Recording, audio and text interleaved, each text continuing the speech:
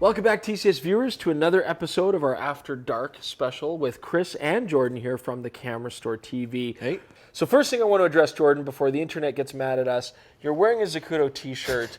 We are not being paid by Zacuto. This is some free advertising. What are you wearing? This is a laundry day situation. All right. It's a very patriotic option. Yes, for the wrong country. But that's all right. We love our American viewers. So, you know, we kind of want to talk about what's new with us, what's new in the industry. So first thing, we're doing a whole bunch of YouTube shorts. We've been doing these around the store, right? Yeah, we've had a separate channel for a little while, just to kind of fill the gaps in between us doing our full-blown episodes. Exactly. We're going to put up some little 1 minute, 30-second videos that we shoot in and around the store. Exactly. Just quick promos of small stuff you might not have heard of. And just let us know if you like seeing those things once in a while pop up, or if you want them relegated to the basement of the Camera where Store nobody Shorts watches. channel. Yeah. You know, speaking of that new Fuji printer, we've got a lot of new products on the market now. The Sony A6000 comes to mind. Very cool. Just shipped. Everybody's really excited about it. Absolutely. It's doing very well. Now, we did an A6000 video. It was quite pre-release as well, and our autofocus test was subpar. Right. So we've got a plan. We're going to put a bunch of mirrorless cameras are claiming to have the world's fastest autofocus right now. So we're going to put the X-T1, the A6000, and the GH4 all to the test. Yeah, so look for that one in the future. And speaking of the GH4, that is probably the most exciting camera right now. We already did a pre-production video, which you guys can watch, but we didn't get a chance to really test everything that we wanted to test because it was pre-production. So tonight, we're going to talk about it. We've got some tests here. This is a production GH4. I'm enormously excited about this camera. I'm probably going to have to pick one up for myself. So we're going to run it through a bunch of tests. I'm excited to see how it holds up. Fantastic. Stick around. So here's the thing, Jordan. From a stills point of view... Right, the thing nobody talks about. Nobody seems to care about. Did you know, Internet, that this camera actually shoots stills? It's not just I just found out. I know, it's incredible. It does shoot stills. It shoots very decent stills. I mean, 16 megapixels, which is par for the course in this kind of range. Well, it's a good sensor. It's a new sensor. Yeah, it's actually really funny because I went and did our usual high ISO ramp up and we got a production camera. Right. And it's the best high ISO performance I've seen from a Micro Four Thirds camera. Yeah, I mean, check these shots out right now. You can see the camera delivers great image quality. Yeah. You know, even though it's Micro Four Thirds, it's a great sensor. So why isn't anybody talking about this as a stills camera? And it does so much more than that. It's crazy fast, 11 frames a second. Sure. The autofocus, too. That's its big thing. Huge. We tested this earlier when it was a pre-production, and even then, point to point, this camera blew us away. You know, even like a D4S, a 1DX. This is insane. It's crazy. And it goes every single time where you want. Now, we should mention, too, it's because of that defocus, background, knockout, whatever. But you only get it with Panasonic lenses. Okay, but still, they're great lenses. You're probably going to use them anyways. I mean, handling-wise, the camera feels good. It's well sealed. You get lenses that are stabilized. We should talk about that too. I mean, the EM1, for my money, is still probably one of the most stable platforms you can shoot from. It's amazingly rock solid. And I wish that they'd kept the stabilizer from the GX7. We mentioned that in our last video and got torn apart by the very smart people from the internet who told us that it was a heating issue. You're very clever. Yeah, but still, you know, despite that, the fact is we don't get better stabilization than what you would get in an original Panasonic camera. Yeah. So be it. It's a bit of a disappointment. But you know, I think this camera is undersung as a stills camera. It's fast. The focusing is crazy quick. You're getting great image quality. It handles well. There's really not much to dislike about this in a stills It's nice mode. Too. They also kept the electronic shutter on. So if you need to shoot quietly, you can shoot full resolution, a little less dynamic range, and you don't have the option of very long exposures, but you can shoot completely silently. Sure. Yeah, nothing past a second, but still, it's quiet and it's precise. And I know that we're talking about it, and I know that nobody's going to care, and I know that people still don't know that they're just like, stills. Yep, shut up and talk about video. So let's talk about video. I'm going to talk about video. What's this? It's porn. Well, I mean, art. Why don't you put that away and let's talk about video. All right. Your favorite topic. All right. Video. Okay. So one thing I was really looking forward to testing was how this guy was going to be in low light. Right. That's something we couldn't really look at before, so we went back to our usual testing facilities. Sure. We need a new one. And ramped the ISO up on this guy. And what did you find on this camera, low light performance? It's really good. I mean, if you look at it very finely magnified, you can see there's definitely some noise there, but it's a 4K image. Yeah. And if people are watching this stuff on a 1080p display, then it's going to be almost invisible, and it's very good. Here's the thing. I know you're the expert in the video thing, and I'm completely ignorant, right? Always. But I'm going to go ahead and say this. I think with cameras as good as they are now, these modern cameras, low light performance isn't really that big of an issue anymore, hey? No, not really, especially with the bright lenses that they've... Yeah. And especially if you're using a speed booster, which a lot of people are, you're getting another stop of light on top of Exactly. that. I just don't hear videographers really complaining about low light performance on their new large chip cameras anymore. I certainly don't feel limited by them at all. So an overall improvement with the sensor in stills and video. This is the best thing I've seen in an SLR form factor. So we're super excited about the autofocus in stills, but what about in video in continuous mode? Well, that's something I was really curious about, because when we got our pre-production copy, it wasn't fantastic. But we figured it's pre-production, they're going to make it better. It's not fair to complain about it. So we got a clip here. You shot this. Follow me around the store so we can see it, right? And it's not great.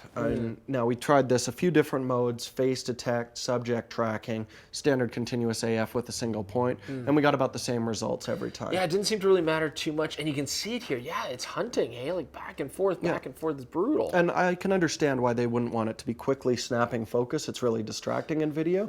But yeah, it just seems to get lost consistently, which is really surprising because it doesn't do that at all in stills mode. Now again, we're going to test this thoroughly later when we do our shootout, but in continuous autofocus in still mode, where it's not worrying about speed and smoothness, it did a great job. It's amazingly fast. So it seems like it's something that they've programmed in there. Now what about rolling shutter? That's another issue that we can have with cameras, Yeah, right? I just did some quick whip pans. It looked really good on our pre-production copy. Panasonic said it's 50% better. We tested it here, and it is crazy good how well it controls this. Now, correct me, if I'm wrong, which I'm almost never.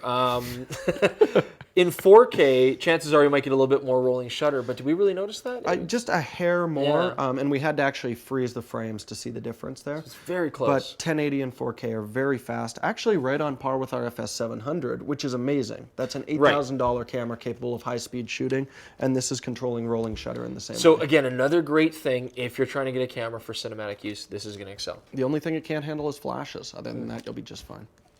Okay, so I'd really like to take this time to talk about something more stills related again. Okay, well what I'd like to talk about actually is that we now have a functioning micro HDMI port for video capture, so we can run it into an external recorder. Our pre-production didn't work. Yeah, right, fine, exactly. Let's talk about it. So we ran it into the Yacht adapter, right? The YAGH, and out of that we ran it into an Odyssey 7Q, right? Which supports 4K capture, the 10-bit 422, but we weren't able to make it accept the signal. Exactly. We could only get a single line running in. I was able to get the regular 1080p, so we were able to run the signal into an Atomo Samurai blade, and you can see the image right here from both the internal and the externally recorded video.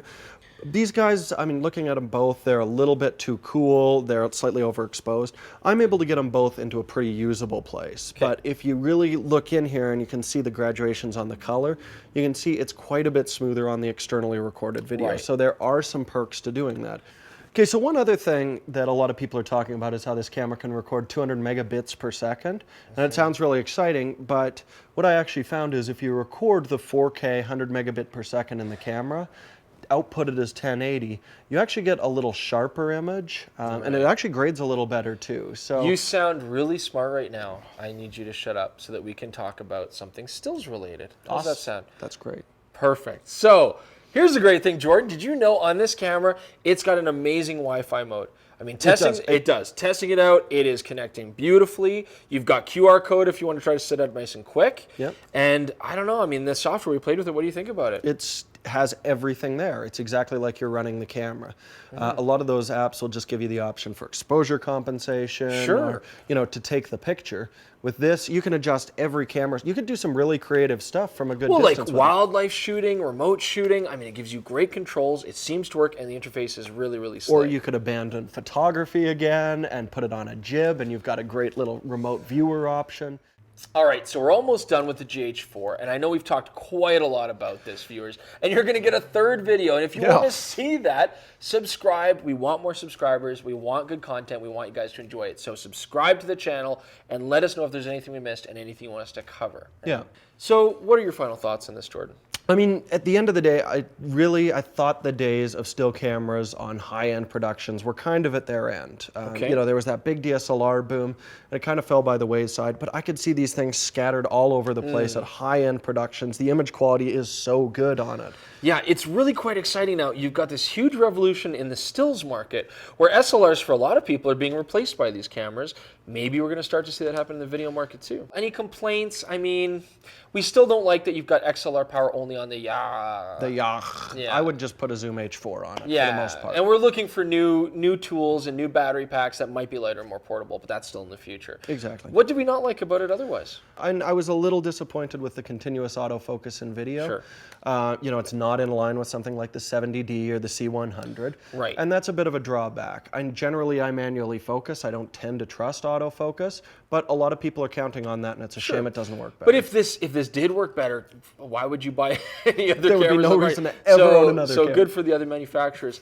You know, the only other complaint I can think of, and I know you don't share this with me, is the viewfinder. Again, if I look through this thing and I move my eye to the corners, you know, looking at all the corners, I get these double images. See, and I don't know, because it doesn't faze me at all. I can see it's a little softer right at the bottom of the frame where your exposure information is, but as long as I can make those numbers out, I don't care. In the middle, it's nice and sharp where I can check my focus and see my frame. It doesn't bug me at all.